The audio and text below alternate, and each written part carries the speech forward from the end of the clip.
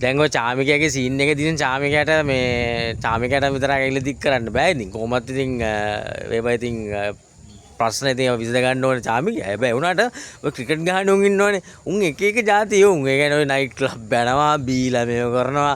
අර මාතකනේ කේලියගේ පුතා අර මේ ෆ්ලයිට් එකේ දොර අරින්න ගියේ. ඉතින් ඒ වගේ පොඩ්ඩක් උන් ටිකක් ෂොට් එක දැම්මම උන්ට කන්ට්‍රෝල් නැහැ. උන් පිස්සු කෙල්ලනවා ඇත්තටම. මොකද අර මේ සාමාන්‍ය ස්ටැමිනා ලෙවල් එකක් තියෙනවා. ඒ වුණාට ඇල්කොහොල් වලට මේ උන්ට කන්ට්‍රෝල් නැහැ. ඉතින් ඒක නිසා මේ එක්ක නොබී ඉන්න. අර සනත් ජයසූරිය වගේ නොබී ඉන්න. සනත් ජයසූරියගේ පස්සේ සනත් ජයසූරිය ආයි සුපිරියට විසඳගත්තානේ.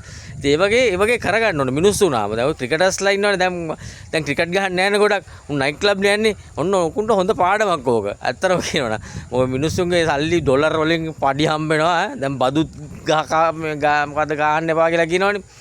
මුන්ට බදු ගහන්න අනිවාර්යයෙන් මුන් ආදායවට ගහන්න ඕනේ අනිවාර්යෙන් ටැක්ස් එක අනිවාර්යෙන් මුන්ට ගහන්න ඕනේ. මුන් නැත්තම් තවත් ඔය වගේ දේවල් කරේ. මුන් තවත් කී දිනක බඩ කරලාද දැන් ඉන්නේ උන් එහෙම. අපි දන්නේ නැහනේ. මුන් ඔක්කොම යන්නේ ඔය ෆ්ලයිට් වල අරම මේ රට ගිහිල්ලා මුන් ආතල් ගන්නවා. ආතල් අරන් රටේ නම කැත කරනවා.